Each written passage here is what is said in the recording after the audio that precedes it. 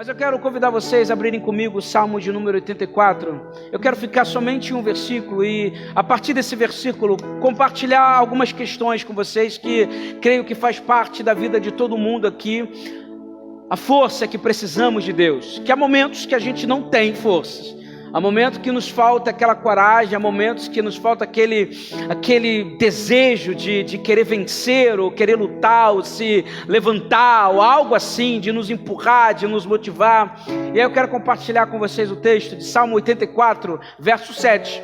Se você pudesse colocar de pé, eu agradeço.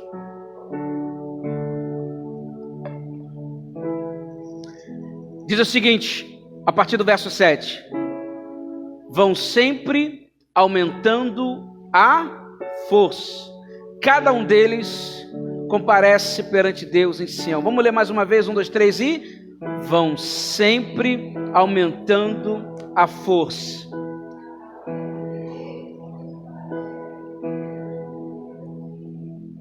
Permita-me ler outra versão. Vão indo de força em força. Feche os olhos, Senhor, fale conosco, é o que pedimos em nome de Jesus, amém. Querido, pode se sentar. Deixa eu lhe contar uma história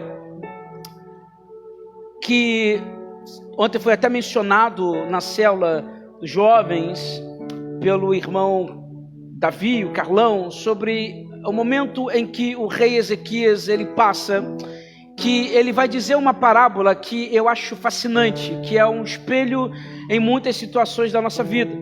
Lá em 2 Reis, capítulo 18 e capítulo 19, nos conta que o rei da Síria, Senaqueribe, ele começa a atacar algumas cidades de Judá que eram cercadas por muralhas.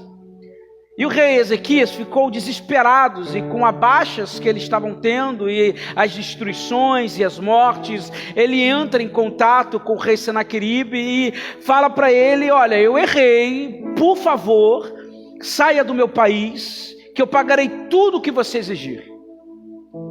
E a história conta para nós que Senaqueribe aproveita a situação, o medo, a fala do rei Ezequias e extrapola.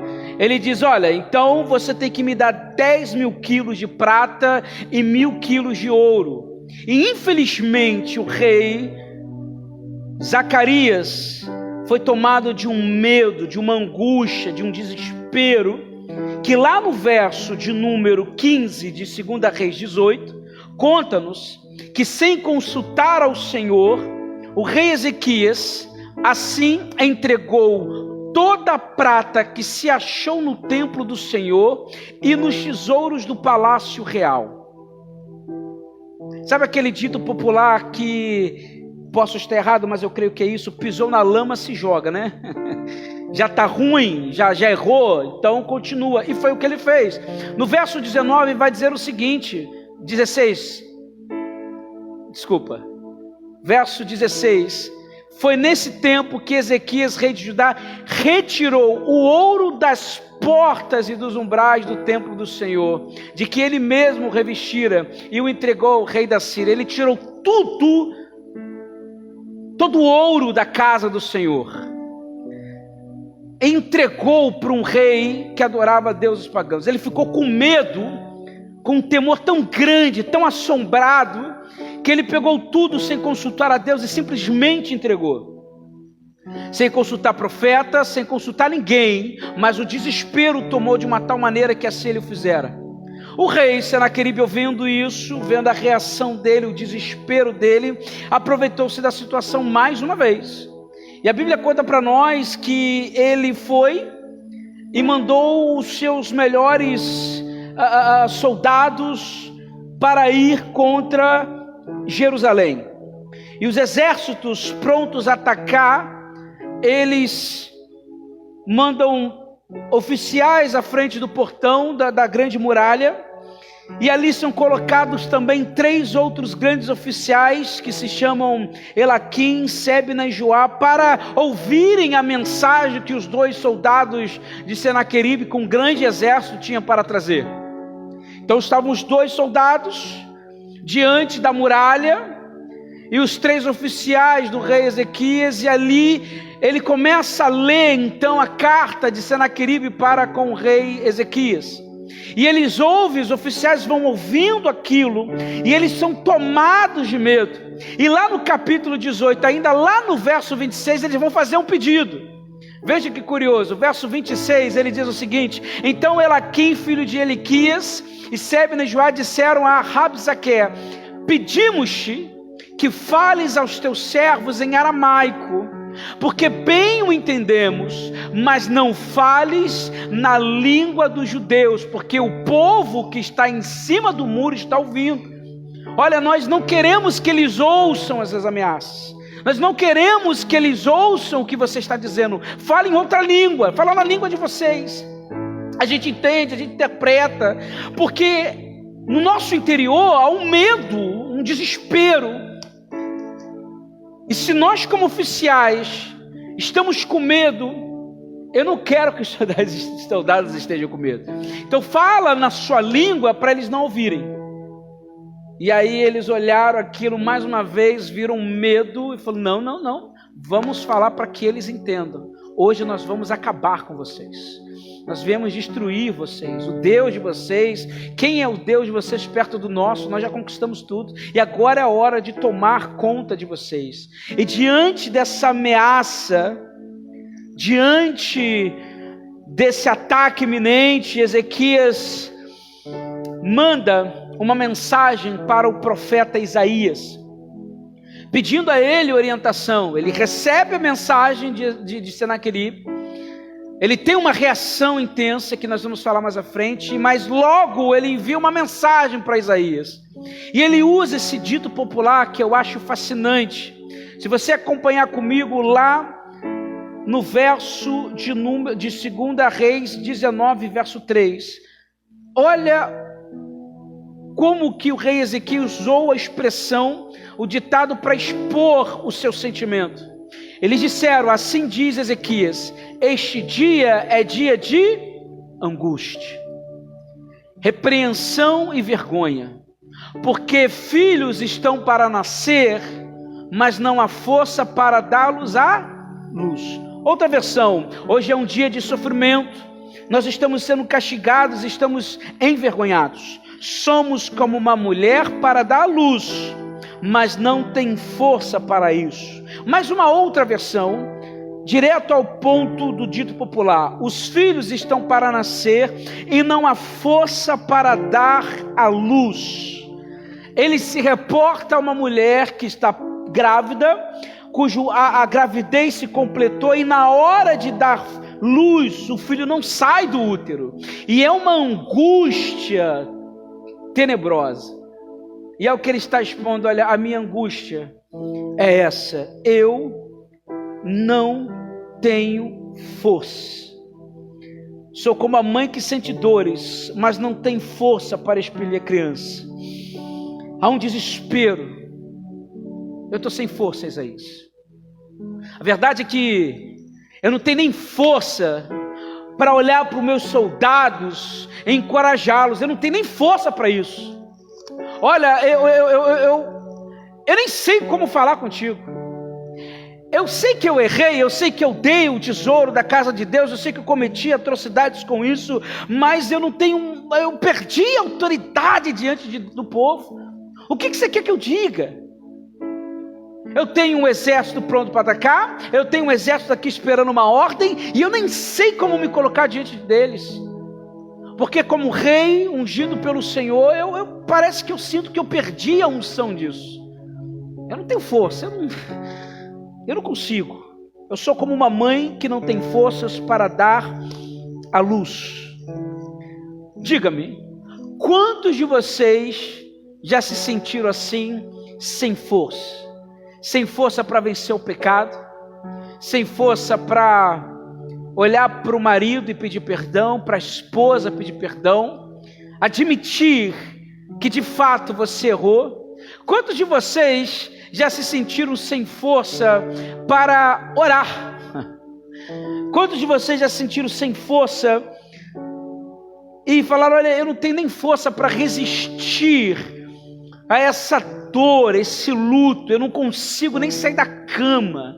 Parece-me que tudo foi embora, parece que todo o ar, tudo aquilo que me traz energia, tudo que me impulsionava, eu não tenho nem força de olhar para Deus, para olhar para o alto, eu não tenho força de abrir a Bíblia, porque eu estou tão envergonhado por um erro que eu cometi, eu não me sinto capacitado para isso. Eu sou como uma mãe prestes a dar luz, mas eu não tenho força. Eu não tenho força. E o que eu sinto? Angústia. O que eu sinto? Medo. O que eu sinto é desespero. Não tenho força para abandonar vício. Deus, eu oro, eu clamo, mas eu não consigo. Sabe aquele texto maravilhoso de Paulo? Olha, o bem que eu quero, eu não consigo fazer. E o mal que eu não quero, acabo fazendo. Parece que eu me sinto impotente, eu me sinto incapaz, o que está acontecendo comigo? É como uma mãe grávida prestes a dar luz. A história parece que a nossa vida para ali. E o necessário para ser feito, o posicionamento, a fala, o dizer não, o vencer o vício, parece que não acontece. Parece que aquela força que antes a gente acabou, não tem nada agora. Então a história para. Nós não temos força, e aquilo que era urgente é adiado e deixado para depois. Pastor, eu sei que eu preciso pedir perdão para um familiar meu, mas eu não tenho força. E aí parou ali. E o que era necessário ser feito não fora feito, e foi adiado, e aquela relação com aquele teu familiar continua assim durante anos. Pastor, tem 5 anos que eu não falo com meu pai. Pastor, tem 10 anos que eu não falo com a minha irmã. Pastor, tem 3 anos que eu não falo com meu irmão. Por causa disso, eu não tive força de dizer que eu errei, porque eu sou orgulhoso, sou impulsivo, sou sanguíneo. Eu não consegui. Sou como uma grávida, como uma mãe prestes a dar luz, mas eu não tenho força. Você sabe que esse texto, esse momento que o rei Ezequias descreve para expor a sua angústia, eu tenho certeza que você já passou por isso, eu muitas vezes já passei por isso, mas eu tentei também me lembrar de um personagem que passou por isso, que era o próprio Pedro, né? Pedro, para mim, ele me faz lembrar desse momento que Jesus fala para ele: Pedro, vai chegar um momento que você não vai ter força e você vai negar. Vai chegar um momento que você não vai ter essa impulsividade que você tem agora, de ir para frente, vamos lá, vamos guerrear, vamos ser vitoriosos, quero andar sobre as águas. Vai chegar um momento que você não vai ter força. E Pedro ouve aquilo e não, como assim? Não, e consigo imaginar ele pensando: calma aí, Senhor, eu ando contigo há 3 anos. Você acha que vai faltar força? Eu sou um dos discípulos mais fervorosos aqui. Eu sou aquele que anima a galera. Não. Vamos sim, eu vou permanecer com você. De forma alguma, sou forte. Vamos permanecer, de forma alguma vou negá-lo. A ponto dele dizer em Mateus 26:35: mesmo que seja necessário que eu morra junto a ti, de modo algum vou te negar. De forma alguma. Olha, que eu morra com você se me faltar força. Que eu morra com você se me faltar coragem de fazer isso, de dizer aqui, eu morra com você. Porque de forma alguma isso não vai acontecer. O que acontece? Falta-lhe força. E aí ele se encontra naquela sensação, naquela angústia de dizer: e agora? Me fora declarado, eu não aceitei, porque olha para mim, como vou negá-lo? E quando ele assim o faz, ele sente a mesma sensação de uma mulher que está prestes a dar luz, mas não tem força para isso.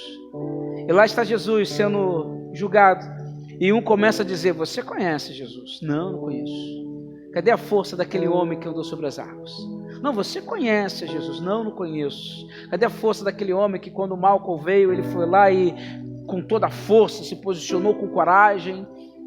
Você com certeza andava com ele. Cadê a força de Pedro, o discípulo que sempre estava ali, tendo as experiências mais impactantes junto com Cristo, como no Monte da Transfiguração? E quando Pedro nega Jesus, Jesus olha para ele. E esse é um detalhe único, né? Que Jesus sendo julgado, parece que ele vira a cabeça e olha diretamente para Pedro, para dizer: eu não te falei? Você se acha tão forte, há tanta convicção dentro de você, que você não assume que você é capaz de ser derrotado. E você foi. Como é que ele lidou com isso? Ele quis voltar para a vida antiga. Eu quero voltar a pescar, eu não quero mais lidar com isso, porque eu não me acho digno de enfrentar, de começar, de dar continuidade àquilo que Jesus fez. Eu não me acho digno. Por mais que ele tenha ouvido falar da ressurreição, ele tenha corrido para ver o corpo de Jesus e não encontrado, ele voltou para casa. Enquanto Maria Madalena permaneceu chorando, ele voltou para casa, porque no sentimento dele, ele não se sentia capaz e nem digno. E aí, quando a gente para pensar nisso, também me faz lembrar de Elias. Elias, por causa de uma voz que ouviu, foge e pede a morte a Deus, e Deus o leva para o Monte Horebe, e ali ele é tratado por Deus, e Deus fala de um jeito, de outro jeito, mas quando fala na brisa suave, a pergunta que Deus faz de 2 vezes é: Elias, o que você faz aqui? Olha você, cara, o que você está fazendo aqui? E ele, quando ouve a voz do Senhor, ele cobre a cabeça e entra para dentro da caverna. Elias estava sem força. É como o ditado: sou como uma mulher para dar à luz, mas não tenho forças para isso.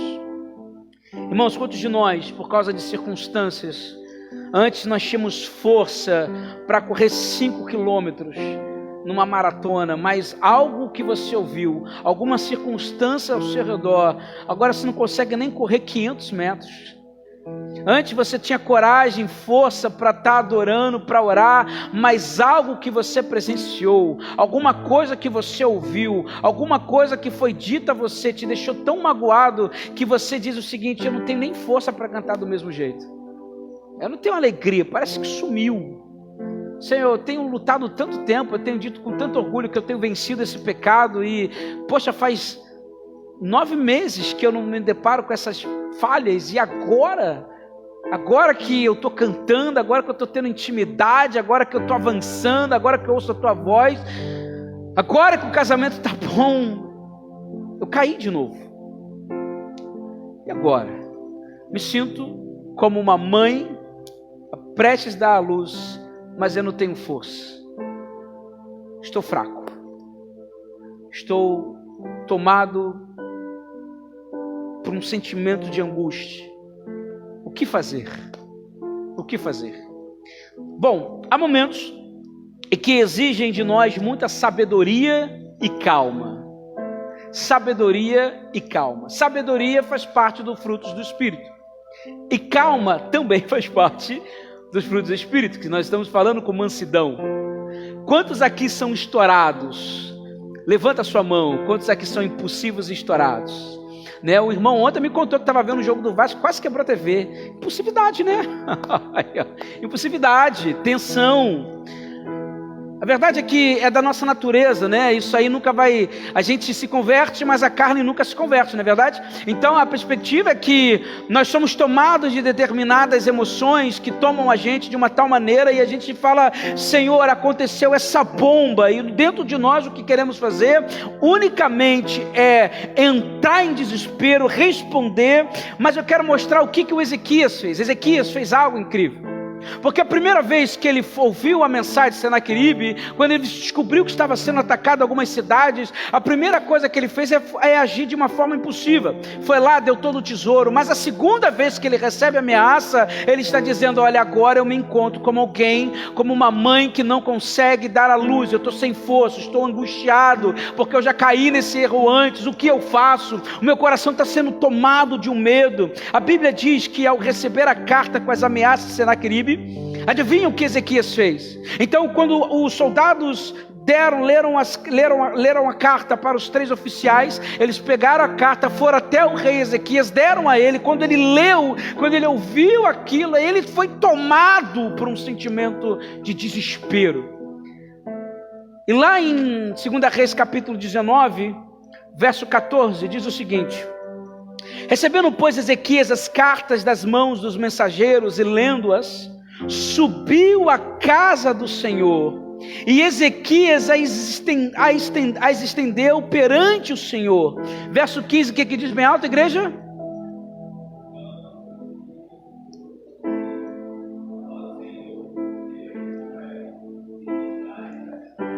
Cima dos querubins, tu mesmo, só tu. Aleluia.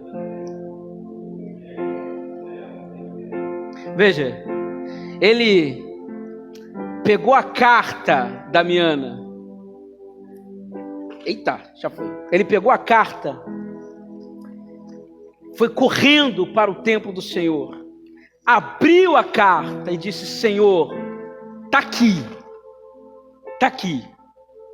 Eis a ameaça de Senaqueribe, falando mal do Senhor. Está aqui. Eis aqui o motivo da minha angústia. A primeira coisa que ele faz, verso 14, é ir para o templo. É claro que o seu coração é tomado de sentimentos, de emoções, de angústia. E sabe uma coisa que eu acho fascinante? É que glória a Deus quando nós não temos resposta para resolver uma situação. Porque quando a gente não tem resposta, o que a gente faz? Corre para o Senhor. Porque quando a gente tem resposta, a gente fica maquiando, tentando resolver na nossa mente, criar um questionamento. Isso não é errado, porque Deus dá para nós discernimento, Ele nos faz ter entendimento de como agir, de como fazer, qual é a estratégia. Mas às vezes nós acertamos tanto nessa área que há momentos que deixamos a emoção criar a estratégia e não mais Deus. Então Deus já nos usou tanto com sabedoria que agora eu nem oro mais para Ele me dar discernimento. Eu já tenho e já faço. Calma, não é bem assim, é um perigo.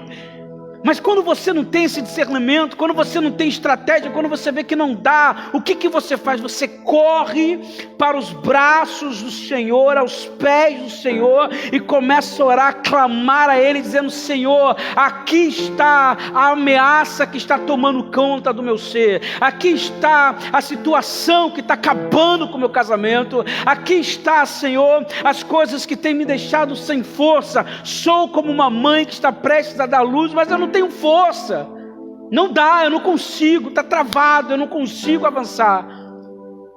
Eu preciso que o Senhor faça alguma coisa. Você sabe que Filipenses capítulo 4, verso 6, Paulo vai nos dizer isso, né? Ele vai dizer o seguinte, Filipenses 4, 6, ele diz o seguinte: não estejais inquietos, vamos lá, não andeis ansiosos por coisa alguma, pelo contrário, sejam os vossos pedidos plenamente conhecidos diante de Deus, por meio de oração e súplicas e com ação de graça, que o seu pedido seja conhecido perante Deus. É o que Ezequias está fazendo. Senhor, está aqui, essas são as questões, está diante da tua mão.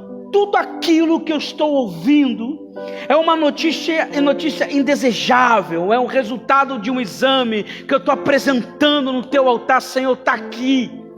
Você sabe que há muito tempo, logo quando eu comecei o ministério, eu me lembro a gente fez um mês de família, e uma irmã chegou para mim com várias fotos, e falou: pastor, toma. Aí eu olhei aquilo e falei: irmã, o que você quer que eu faça com essas fotos? Pastor, eu preciso orar por essa pessoa. E eu trouxe essas fotos para apresentar ao Senhor. Mas eu, na minha ignorância, eu achei aquilo, não, irmã, na minha cabeça, é só apresentar o nome. Deus sabe, apresenta o nome que está resolvido, apresenta o nome que está tudo certo. Você não precisa se preocupar com isso. Mas sabe, irmãos, aquela mulher estava fazendo o que o rei está fazendo. Senhor, está aqui, ó. Aqui está meu exame. Quantos de vocês já não pegaram exames e colocaram em cima da cama, no chão, e começou a orar em cima disso? Quem já passou por essa experiência aí? É isso. É pegar talvez uma carta, uma coisa, algo que é uma coisa que você não consegue lidar com isso. Fala: Senhor, está aqui, eu quero falar contigo. Só tu é Deus, só tu resolve algo impossível. Não dá para mim, não dá. O que eu faço? E agora? É receber uma notícia horrível, uma situação indesejável, e na hora você começar a orar e clamar. Foi o que Ana fez. 1 Samuel, capítulo de número 1, do verso 10 a 11, conta isso. Diz o quê? Ela, pode abrir para mim, 1 Samuel, capítulo 1, do verso 10 a 11, o que a Bíblia diz? Com a alma amargurada, Ana orou ao Senhor e fez o seguinte voto: no altar do Senhor, ó Senhor dos exércitos, se deres atenção à aflição da tua serva, te lembrares de mim e não te esqueceres da tua serva, mas lhes derem um menino, eu o dedicarei ao Senhor por todos os dias da sua vida, e navalha não passará pela cabeça dele. Olha que curioso, eu fico pensando nisso. O que Ana faz é o que o rei acaba de fazer, o que Paulo nos ensina a fazer, de pegar a súplica, de pegar a notícia ruim e apresentar ao Senhor. Quantos de vocês já ouviram palavras que amedrontaram vocês? Quantos aqui já ouviram? Palavras que amedrontam o casamento, que amedrontam, sei lá, às vezes são palavras de pessoas até queridas nossas, né? Não percebem isso. O que você faz com isso? O que você faz com isso? O que você faz quando você pega um resultado indesejável, quando você é tomado de uma notícia ruim, de algo que está acontecendo na família, e bomba vem em momentos que a gente menos espera, né? O que nós fazemos? E aí, irmãos, eu quero que você faça um exercício comigo. Eu queria ter feito isso na escola dominical, mas o tema foi indo para o outro lado, eu me perdi em relação a isso, então eu acho que nós não vamos ter tempo para com isso. Mas eu quero que você faça um exercício comigo. O rei Ezequias é tomado de um sentimento de angústia. Ele ora, ele clama, desesperado, expressa para Isaías: Isaías, eu já orei, eu falei com Deus, e eu estou me sentindo, confesso, como uma mãe que não consegue expelir o seu filho. Eis a palavra de Ezequias: como uma mulher para dar à luz, mas não tem forças para isso, sem força nenhuma. Você sabe que a privação da força tem muito a ver com a perda ou diminuição de intimidade com Deus. Quanto mais distante eu sou de Deus, mais fraco eu me torno. Quanto mais eu deixo para orar amanhã, ler a Bíblia no outro dia, mais fraco eu me torno com Deus. Quanto mais eu deixo de adorar a Deus, quanto mais, pastor, eu senti um desejo de orar, mas eu estava meio assim, então eu não vou orar não, eu vou deixar para outro momento, porque eu estou aqui com a família e tal, não, vá para o banheiro, sei lá, vai para um canto e fala: Senhor, eu estou te ouvindo, o que o Senhor quer falar comigo? Eu acho lindo quando uma mãe e um pai ensinam isso para um filho, porque quando o filho vê isso, ele vai se tornar um excelente marido, uma excelente esposa, uma excelente mãe, porque o filho vai falar assim: nossa, minha mãe, para falar com Deus, ela para o que ela está fazendo. Isso é um ensinamento. Gente, isso é um tesouro, isso é uma riqueza que você tem que ensinar para o seu filho, isso é fascinante. Nossa, isso aí é único. Mas veja, a Bíblia me ensina que quando eu perco a força, é porque eu estou distante do Senhor. Porque a verdade é que a força vem de Deus. Paulo vai dizer isso para Timóteo, 2 Timóteo capítulo 4, verso 17. Mas o Senhor assistiu-me e fortaleceu-me, para que por mim fosse cumprida a pregação e todos os gentios a ouvissem, e fique livre da boca do leão. 2 Timóteo 4,17. Mas o Senhor esteve ao meu lado e me fortaleceu. É o Senhor que fortalece, é o Senhor que dá força, vem dele, é dele unicamente. Por isso que quanto mais distante eu sou do Senhor, mais fraco eu me torno. Outro exemplo é o que Davi vai dizer no Salmo 18, verso 32. Deus é o que me cinge de força e aperfeiçoa o meu caminho. É Deus que me reveste, é Deus que revestiu-me de força, aperfeiçoou o meu caminho. Ele deu a meus pés a ligeireza das corças e me firmou nas minhas alturas. Veja, é Deus que me capacita. Vem dele, nada mais além dele. Então, quando o rei Ezequias se coloca diante do Senhor, ele está dizendo: Senhor, eu não tenho força, venha e me socorre. E eu tenho uma boa notícia para dizer para você: Deus é rico demais, é generoso demais, que se você pedir força, Ele te dá muito mais do que você precisa. Isaías capítulo 40, verso 29 diz: faz forte ao cansado e multiplica as forças aos que não têm nenhum vigor. É Deus que dá, é Deus que ama fazer isso. Ele gosta de levantar os seus. Aí eu volto para o Salmo 84, verso 7, a qual nós lemos ao iniciar o culto, que diz: vão indo de força em força. Cada vez que eu estou próximo de Deus, eu vou sendo fortalecido.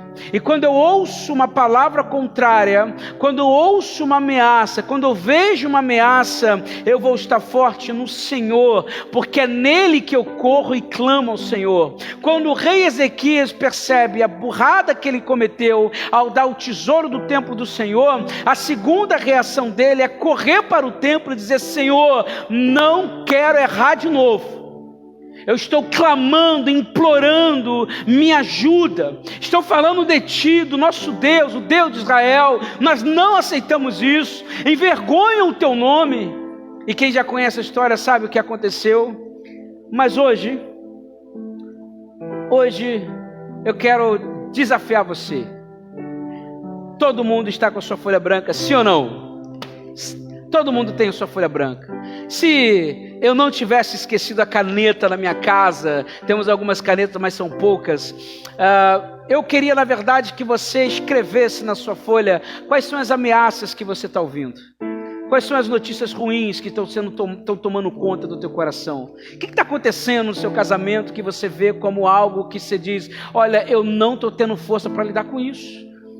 Eu não estou tendo força para lidar com as palavras que meu marido tem lançado. Eu não tenho tido força para lidar com as questões no meu trabalho. Eu não tenho tido força. Eu não tenho tido força para lidar comigo. Eu não aguento mais me ver caindo diariamente no mesmo pecado que me entristece. Eu não tenho força para voltar para o Senhor. Eu venho aqui porque a roupa me trouxe. Não, você veio aqui porque Deus te trouxe aqui para você ser cheio de força e que você, em nome de Jesus, possa vencer os desafios. Porque quando eu estou no Senhor, nós vamos sendo fortalecidos de força em força. Deus vai dando para nós e nós vamos nos fortalecendo, porque a verdade é, não adianta dizermos: eu sou forte. Cuidado, porque foi assim que Pedro disse: não, eu sou forte. Eu sou forte. A coisa mais importante que eu aprendo com Jesus é ser sincero com o Pai. É ser sincero com o Pai. Porque em nenhum momento Jesus se colocou numa posição de que, com o dom que ele tinha, com o chamado que ele tinha, com a responsabilidade que ele tinha, ele nunca se colocou se posicionou nessa autoridade. Não, eu me coloco como o homem do chamado, o homem que é... Não. Ele sempre foi sincero com o Pai. Pai, eu estou mal, estou triste. João Batista morreu. E agora? Você se lembra disso? Quando ele recebe a notícia, ele corre, ele vai diretamente, quando ele ouve dos discípulos de João Batista que seu primo tinha morrido, ele corre, fala para os discípulos: precisamos sair daqui. Precisamos ir para um lugar calmo. E quando eles vão embora, uma multidão chega desesperada, querendo cura, milagre. Jesus se compadece, resolve tudo isso, cura todo mundo, glória a Deus. E ele vai para um canto ficar sozinho, orar. Porque o seu coração está aflito. E ele não está dizendo: não, eu sou forte. Não. Senhor, eu estou mal. Olha a caminhada.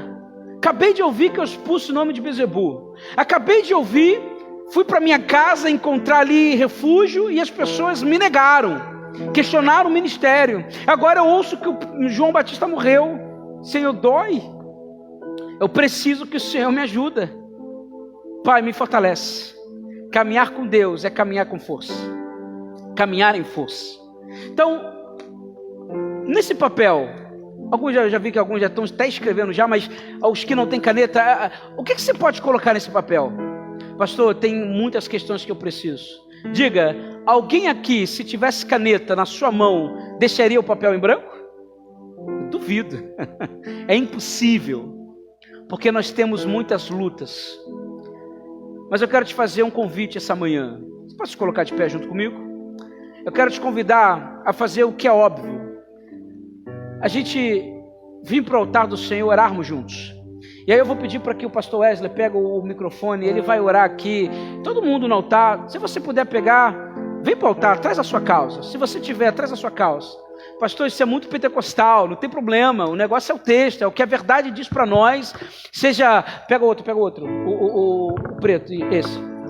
O que você tem para apresentar para Deus? Quais são as causas? Sai do teu lugar, vem ao altar. Ah, Deus, eu tenho que trazer questões aqui que eu não tenho tido forças para resolver. Eu tenho que trazer questões aqui que para mim está sendo muito difícil. Eu tenho que trazer questões da família, do casamento, porque tem coisas que são difíceis demais de lidar. E Senhor, te apresento, toma aqui, eis aqui, Senhor, peleja pela minha causa, peleja no meu casamento. Eu preciso de força para dizer não, eu preciso de força para encarar isso, eu preciso de força para orientar a esposa, marido, eu preciso disso, porque se eu não tiver força, eu vou estar fraco, eu vou vacilar, e eu sei que só o Senhor que fortalece. Só o Senhor que fortalece.